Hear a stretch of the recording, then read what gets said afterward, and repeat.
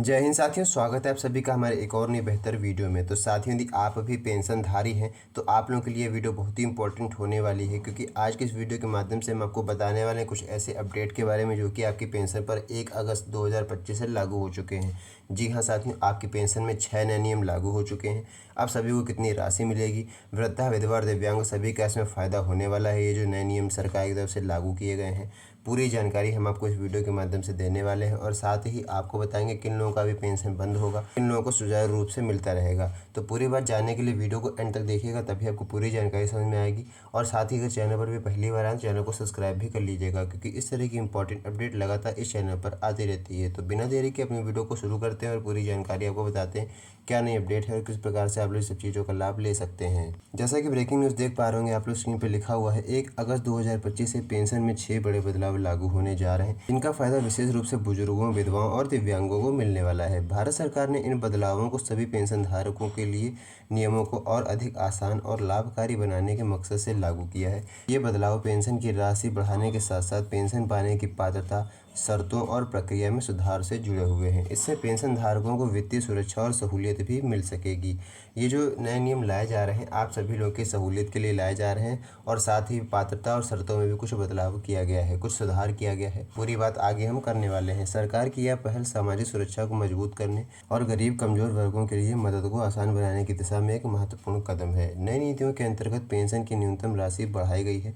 Pension पाने वालों के लिए उम्र सीमा में ढील भी दी गई है तथा उन्हें पेंशन फॉर्म अपडेट करने की प्रक्रिया को अनिवार्य भी किया गया है। यानी कि अगर आपको पेंशन प्राप्त करनी है तो आपको पेंशन का फॉर्म अपने पेंशन का फॉर्म अपडेट करना होगा, तभी आप लोग पेंशन का लाभ ले पाएंगे। इसके अलावा विभिन्न बदलावों से फर्जी लाभार्थियों की पहचान करके सही लोगों तक लाभ पहुंचाने की उम्मीद भी जताई जा रही है। सही लोगों तक इसका लाभ पहुंच सके, इसलिए फर्जी लाभार्थियों को भी बाहर किया जा रहा है। अब वीडियो में आगे अगली बात करते हैं। 1 अगस्त से पेंशन में 6 बड़े बदलाव हैं क्या, यानी कि ये बात बहुत ज़रूरी है, ये आपको जानना बहुत ज़रूरी है कि 1 अगस्त से पेंशन में 6 बड़े बदलाव कौन कौन से हुए हैं, क्या बदलाव हुए हैं।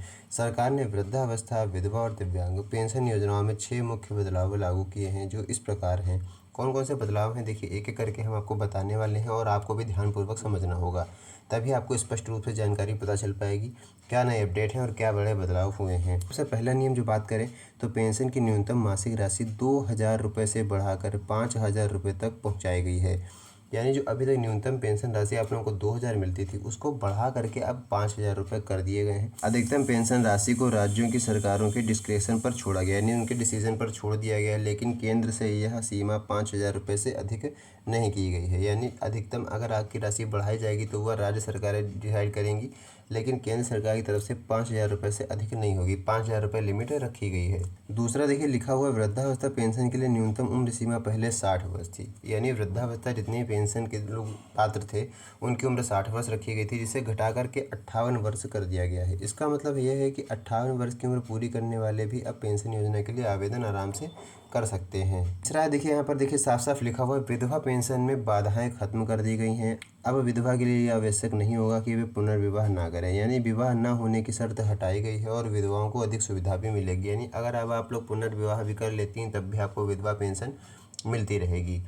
अगला है चौथा, दिव्यांग पेंशन की पात्रता के लिए न्यूनतम विकलांगता प्रतिशत को 40% कर दिया गया, 40% कर दिया गया है विकलांगता प्रतिशत को। आसानी से इस योजना का लाभ उठा सकेंगे। पांचवा जो है कि पेंशन धारकों को अपनी पेंशन फॉर्म और व्यक्तिगत जानकारी हर वर्ष ऑनलाइन अपडेट करनी होगी। इससे फर्जी लाभार्थियों को हटाने और वास्तविक लाभार्थियों के खाते में सीधे पैसे ट्रांसफ़र करने में सहायता दी जाएगी। अगला है छठा, यानी कि जिन परिवारों की सालाना आय 1.5 लाख रुपए से कम होगी उन्हें पेंशन देने का प्रावधान किया गया है। इससे आय आधार पर पेंशन का लक्षित विवरण सुनिश्चित हो पाएगा। ठीक है, इस प्रकार से जो 6 नए नियम थे, 6 फायदे मैंने आपको बताया। आगे बात करते हैं ऐसी कौन सी नई अपडेट है जो कि आप लोगों के लिए जानना बेहद ज़रूरी है। पेंशन योजनाओं का उद्देश्य क्या है और सरकार की इसमें भूमिका क्या है, यानी जो पेंशन योजनाएं हैं कौन सी चलती हैं और उसमें सरकार की मुख्य भूमिका क्या रहती है, क्या उद्देश्य है। यानी सरकार के द्वारा चलाई जा रही ये पेंशन योजनाएं मुख्य रूप से उन लोगों को आर्थिक सहायता देने के लिए हैं जो अपने जीवन यापन के लिए स्वयं सक्षम नहीं हो पाते हैं। वृद्धावस्था पेंशन योजना, विधवा पेंशन योजना और दिव्यांग पेंशन योजना विशेष रूप से आर्थिक रूप से कमजोर और जरूरतमंद वर्गों को ध्यान में रखकर बनाई गई है। ये योजना उन्हें नियमित मासिक आय प्रदान करती हैं ताकि वे अपनी बुनियादी ज़रूरतों को आसानी से पूरा कर सकें। सरकार इन योजनाओं के तहत पात्र लाभार्थियों को मासिक पेंशन सीधे उनके बैंक खाते में भेजती है। यानी सबसे बड़ी बात यह है, कोई भी बिचौलिया आपका पैसा नहीं खाता है, सीधे आपके बैंक खाते में पैसा आता है। डायरेक्ट डीबीटी के माध्यम से सरकार आपको पैसा भेजती है, ताकि पारदर्शिता बनी रहे, बढ़ी रहे और भ्रष्टाचार भी कम हो। इसके अलावा नए नियमों के तहत पेंशन धारकों को अपनी जानकारी अपडेट रखना भी अनिवार्य हो गया है, जिससे पेंशन वितरण प्रणाली में सुधार होगा और धोखाधड़ी के मामलों में भी कमी आएगी। अब अगली बात करते हैं कि पेंशन फॉर्म अपडेट करने की प्रक्रिया क्या है। यानी जो भी पेंशन धारक पेंशन लेना चाहते हैं, उन्हें आवश्यक यह है कि हर वर्ष अपने पेंशन फॉर्म को अपडेट करते रहें।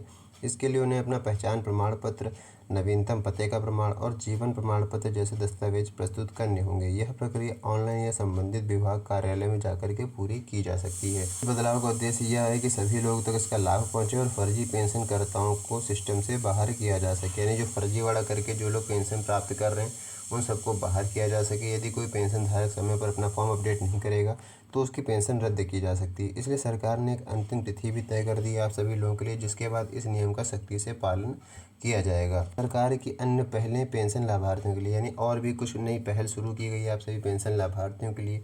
सरकार ने इसके अलावा कर्मचारी पेंशन योजना यानी ईपीएस, एम्प्लॉय पेंशन स्कीम जो होती है 95 के तहत मिलने वाली न्यूनतम पेंशन राशि को भी बढ़ा करके 8,500 रुपये प्रतिमाह कर दिया है, यानी 8,500 रुपये प्रतिमाह कर दिया है।